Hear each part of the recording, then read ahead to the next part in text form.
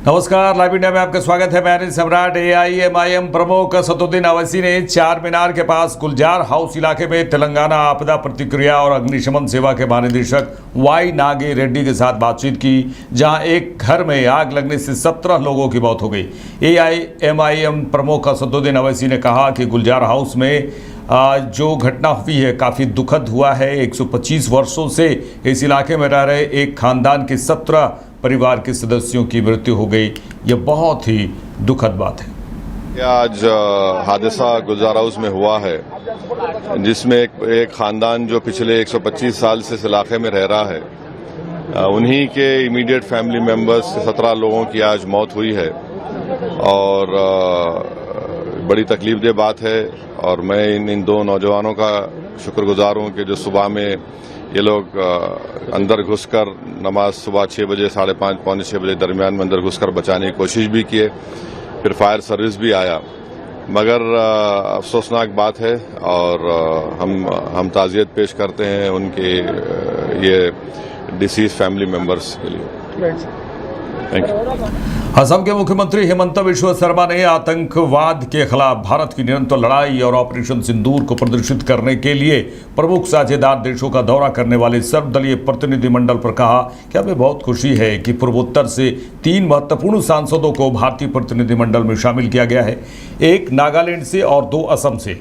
हम बेहद गौरवान्वित हैं। उन्होंने कहा कि हम बेहद गौरवान्वित महसूस कर रहे हैं और हमें लगता है कि हमारे क्षेत्र के सभी सांसद वैश्विक मंच पर भारत का पक्ष रखने में सार्थक योगदान दे पाएंगे। North East, we are very happy that 3 important member of parliament from North East has been included in the Indian delegation. 1 honorable MP from Nagaland, 2 honorable MP from Assam. We are feeling immensely proud, and we feel that all our 3 member of parliament from our region will be able to contribute meaningfully in presenting India's case in the war. Bihar के पर्यावरण संरक्षण और one मंत्री doctor Sunil Kumar Nalanda पहुंचे, जहां उन्होंने model सदर अस्पताल बिहार शरीफ का निरीक्षण किया। इस दौरान उन्होंने अस्पताल के डॉक्टर द्वारा अस्पताल में मरीजों को इलाज नहीं करने, मरीजों को अपने निजी अस्पताल में ले जाकर इलाज करने पर कड़ी आपत्ति जताई। उन्होंने अस्पताल में पदस्थापित सभी डॉक्टर को कड़ी नसीहत देते हुए कहा कि आप लोग मरीजों का इलाज करें या तो इस्तीफा दें। गरीब मरीजों को परेशान मत कीजिए, क्योंकि डॉक्टर भगवान होते हैं और डॉक्टर का जो पेशा है वो बदनाम होने से इसको बचाएं। पब्लिक आएगा 3 बजे, डॉक्टर नहीं मिलेगा, देखेगा किसका ड्यूटी है, मुझे फ़ोन करेगा। मैं अभी रोगी कल्याण समिति में हम लोगों को बनाए हैं, ठीक है। हर 7 दिन में उनसे आप लोगों को बैठक करना है और क्या क्या दिक्कत है, क्या क्या समस्याएं हैं, वो आप लोग को बताएगा। और गड़बड़ ही हुआ तो फिर अनुशंसा करूंगा कि भैया इसको सस्पेंड करें। मुझे लगातार सूचनाएं मिल रही थी कि यहाँ के डॉक्टर समय पर उपलब्ध नहीं रहते हैं, जो उनका ड्यूटी आवर होता है उसमें उपलब्ध नहीं रहते हैं, और डॉक्टर लोग आते हैं सिर्फ यहाँ से मरीज किसी तरह अपने निजी क्लिनिक में ले जाने की। ये सूचनाएँ मुझे मिलती रहती हैं और मेरे पास वीडियो भी है। मेरे पास ऐसे वीडियो हैं जो रात में लोग इलाज कराने आए और उनको डॉक्टर ने कहा कि अंदर से ही बोल के कि अपना जो बीमारी है बता दीजिए गार्ड को, क्या दिक्कत है, हम ऐसे दवा लिख के भेज देंगे। ये डॉक्टर का काम नहीं है ना। और वो डेट भी है मेरे पास, इसीलिए मैं आज हॉस्पिटल इंस्पेक्शन करने का मन बनाया।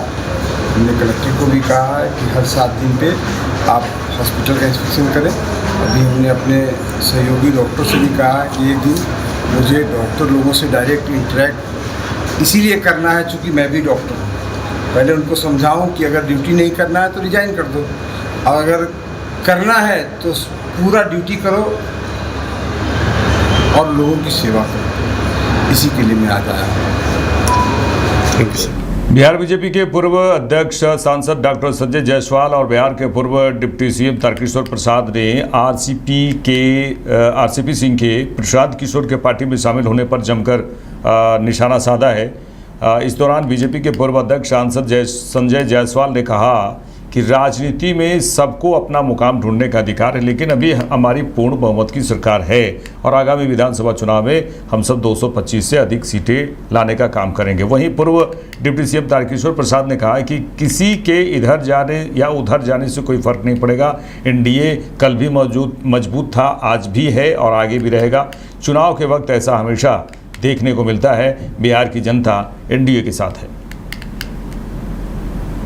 नीतीश कुमार और भाजपा को खुली चुनौती दे रहा है, क्या कहेंगे? ये देखिए, भारतीय जनता पार्टी, जनता यूनाइटेड या एनडीए को कोई किसी प्रकार की कोई राजनीतिक चुनौती नहीं है, क्योंकि हमने बिहार को बदला और बिहार के लोगों ने उसे महसूस किया। और स्वाभाविक है कि एक लोकतांत्रिक राज्य में, देश में हम सब रहते हैं, तो अलग अलग जो वैचारिक धाराएं हैं वो राजनीतिक दृष्टि से राजनीतिक दल के रूप में अपने आकार को लेती है और वो चलता रहता है। खास करके जब इस प्रकार के जो आम चुनाव निकट आते हैं तो सबकी जो अपनी राजनीतिक जिजीवासा है या उसका जो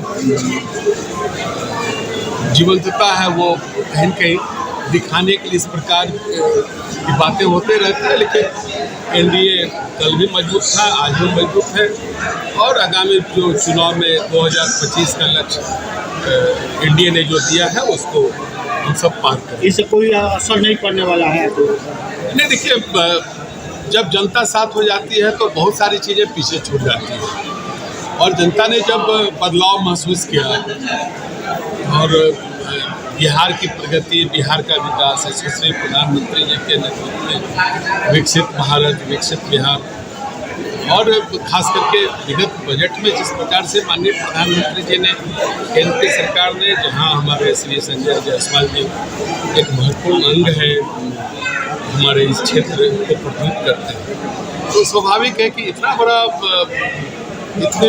इतने सारे ढेर सारे विकास की धाराएं जब बिहार तक पहुंची है, तो मुझे नहीं लगता है कि ये छोटी छोटी चीज़ें कहीं कोई राजनीतिक परिस्थिति को बदल पाए। अंतिम सवाल है सर, भारत पाकिस्तान के जब अभी राजनीति में हर किसी को हर जगह अपना मुकाम ढूंढने का अवसर है, लेकिन यह बिल्कुल साफ है कि बिहार में जनता एनडीए की कीमत पर नहीं छोड़ने जा रही है। पिछले चुनाव में ही हमने अपनी शक्ति दिखाई है, हम 174 से ज़्यादा विधानसभाओं में जीते हैं और अगले आने वाले चुनाव में हम 225 सीटों को पार करके दिखा देंगे। जो उनको जैसे लड़ना है लड़ें, पर इतना उम्मीद करते हैं कि कोई गांधी मैदान में रैली करें तो अपना पहले तो गांधी मैदान में अगली रैली हो तो जो डी का सिक्योरिटी पॉइंट है उसके भीतर भर के दिखा दें। 74,000 कुर्सी लगी थी और 74 लोग भी नहीं बैठे थे, तो अगली बार उम्मीद करते हैं कि डी के भीतर कम से कम सारे लोग उनके समर्थक रहें, जिससे कि एक पता चल सके कि कम से कम इतनी संख्या तो है कि डी के भीतर भर जाए। उत्तर प्रदेश सरकार में मंत्री ओम प्रकाश राजभर ने कहा कि हमारे संसदीय दल के नेता विदेश इसलिए जा रहे हैं ताकि इस विषय पर चर्चा हो सके कि आतंकियों के खिलाफ कार्रवाई और बेहतर कैसे की जाए। प्रतिनिधिमंडल विदेश में जाएगा तो हमारे आप देखिए, जो विदेश हमारे संसदीय दल के जो नेता जा रहे हैं वो वहां आतंकवादियों के खिलाफ कार्रवाई और बेहतर कैसे किया जाए इस पे चर्चा करने के लिए कि सभी लोग आतंकवाद गतिविधियों से परेशान हैं, तो उससे निपटने के लिए और बेहतर क्या किया जा सकता है उसकी जानकारी हासिल करने के लिए जा रही है।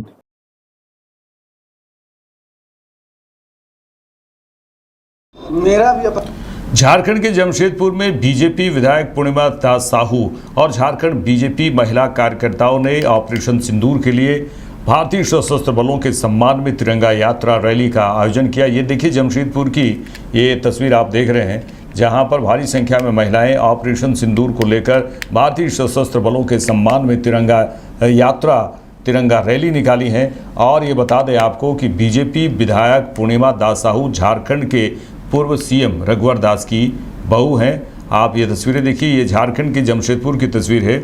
इस दौरान भारी संख्या में महिलाएं शामिल हैं और इसका लीड बीजेपी विधायक पूर्णिमा दास कर रही हैं, पूर्णिमा दास साहू कर रही हैं। झारखंड बीजेपी महिला कार्यकर्ता भारी संख्या में इस दौरान दिख रही हैं।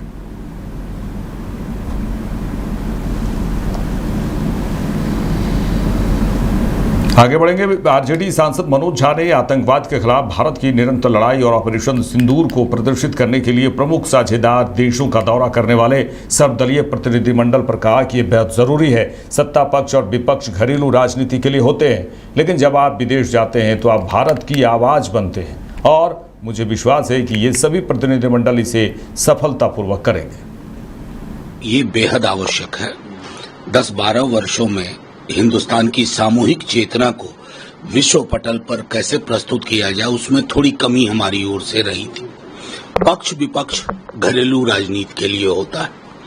जब आप बाहर जाते हैं, आप हिंदुस्तान को आवाज देते हैं, हिंदुस्तान की आवाज बनते हैं। और मैं समझता हूं ये सारे जो डेलीगेशन है, एक जो उनको मैंडेट है उसको मुकम्मल अंजाम देंगे। और एक चीज जो इस पूरे प्रकरण में हमने देखी है, क्योंकि हमारी पार्टी भी उसमें शामिल है, हमारे लीडर राज्यसभा के वो स्वयं जा रहे हैं। एक चीज जो मैंने देखी है, जो हमें सुनिश्चित करना होगा इन डेलीगेशन के माध्यम से, कि दुनिया में कोई भी मुल्क अगर हमारा दोस्त है, जिनके मुश्किल क्षणों में हम उनके पक्ष में खड़े होते हैं, वो भी उसको रेसिप्रोकेट करें जब हमें जरूरत होती है, वैश्विक पटल पे या किसी मल्टीलैटरल प्लेटफॉर्म पे। मेरा सीधे मानना है ना कि प्रधानमंत्री जी संभवतः जब जब कुछ बेहतर करने की कोशिश करते हैं या कोर्स करेक्शन की कोशिश करते हैं, कोई न कोई तैयार बैठा है भस्मासुर बनने के लिए। अभी आप उन पर आरोप लगा रहे हैं, जांच होगी नहीं, सितंबर की एक डेट दे रहे हैं कि तब तक हमारे पास आंकड़े आएंगे। अभी देश जिस संकट से गुजर रहा, मैं कहता हूं, क्योंकि पहलगाम की दहशतगर्दी सिर्फ नहीं थी, नफरत बोने की साजिश थी और यहां की मिट्टी ने उसको नाकामयाब कर दिया। पूरा ये प्रकरण अगर मैं कहूं डेलीगेशन चुनने का, इसमें अगर गुडविल मिशन है ना, इसकी बनावट में भी एक गुडविल होना चाहिए था, इसकी बुनावट में भी एक गुडविल होना चाहिए था, जिसका अभाव दिखा। लेकिन फिर भी मेरी शुभकामनाएं हमारे दल की ओर से देता हूं। सवाल सत्ता विपक्ष का नहीं है, सवाल देश का है। जयराम रमेश शशि थरूर के बीच में क्या चल रहा है? देखिए, मैं समझता हूं कि कई सारी चीजें, इसलिए मैंने कहा बस एक ही पंक्ति में मैं इस बात को समेटूंगा कि जब देश में इस तरह का माहौल हो, तो जो सत्ता पक्ष है ना, जो मैं दोहरा रहा हूं कि अगर आप गुडविल मिशन और डेलीगेशन भेज रहे हैं, तो उसकी बनावट में भी गुडविल परिलक्षित होना चाहिए था। ये सारी चीजें कॉन्फिडेंस में एक टेबल पर बैठ के हो सकती थी। बाहर बयानबाजियों करके क्या हो रहा है ना कि गुडविल मिशन जाने से पूर्व ही इसके निर्माण को लेकर के जो चर्चाएं हो रही हैं, वो मैं समझता हूं नहीं होनी चाहिए थी। ऐसी अगर कोशिश की जाती तो बेहतर होता। कल अमित शाह गांधीनगर में थे, उन्होंने कहा कि बीजेपी के राष्ट्रीय महासचिव तरुण चुग ने कहा कि पाकिस्तान का घटिया चेहरा बेनकाब करने के लिए भारत सरकार द्वारा सर्वदलीय सांसदों का प्रतिनिधिमंडल विश्व भर में भेजने का जो फैसला है वो बहुत सराहनीय है। यह फैसला पाकिस्तान में आतंक को समर्थन देने वाली सरकार पर कूटनीतिक प्रहार है। पूरी दुनिया को यह प्रतिनिधिमंडल जानकारी देगा कि किस तरह पाकिस्तान आतंकवाद की विश्व स्तरीय यूनिवर्सिटी जो चला रहा है।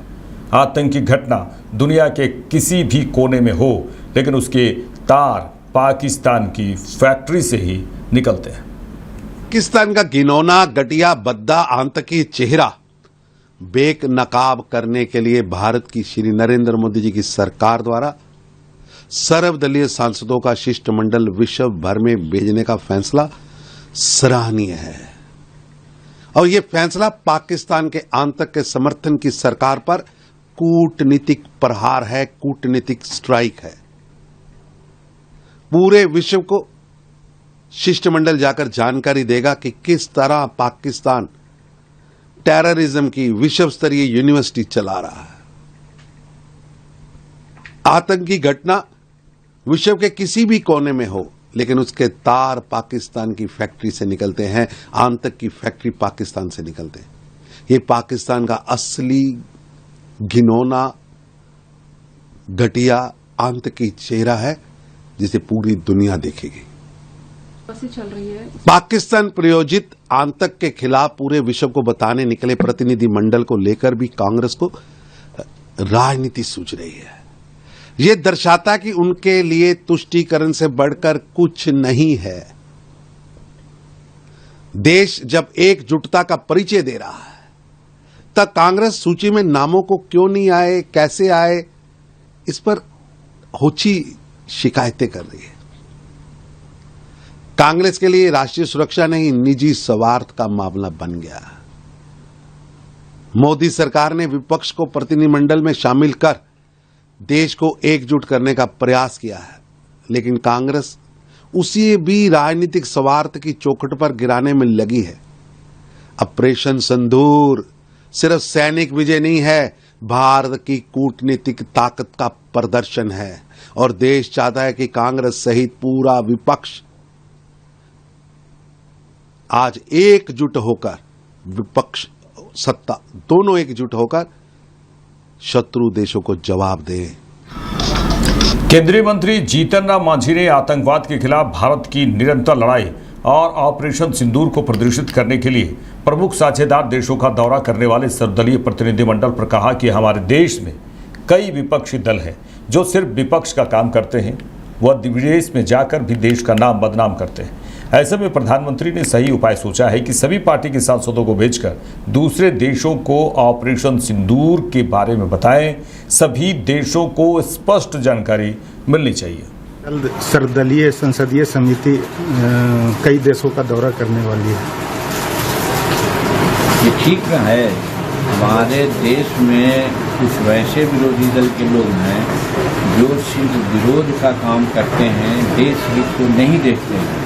यहाँ तक कि विदेशों में भी जा करके देश के नाम को बदनाम कराते हैं। वैसी परिस्थिति में माननीय नरेंद्र मोदी जी ने बहुत सटीक उपाय सोचा है कि अपने संसद के प्रमुख लोगों को, जो हर चीज़ से ज्ञान उनको है, कि हम जो अभी अभियान सिंदूर ने जो काम किया है, जिससे लोगों को क्या दिक्कत हुई, क्या जवाब मिला, इसकी स्पष्ट जानकारी मिलना चाहिए। बताया जा रहा है कि हमारी सेना वहाँ के लोगों को, जन सुविधाओं को तहस नहस किया है। सच्चाई यही है कि हमारी सेना वहाँ आतंकवादियों को जो भी किया है, आवाम, हॉस्पिटल, ये सब को न किया है, जबकि पाकिस्तानी सेना ने हमारे खेत में काम करने वाले मजदूरों को भी मारा है। तो इस बात को स्पष्ट करना चाहिए संसार के देशों को। इसलिए संसार के देश को इस बात को ध्यान देने के लिए, समझाने के लिए ये उपाय किया गया है नरेंद्र मोदी जी के द्वारा, जो काबिल तारीफ है। जयराम, मेरे साथ इस बुलेटिन में इतना ही। देश दुनिया की तमाम खबरों के लिए देखते रहिए लाइव इंडिया। नमस्कार।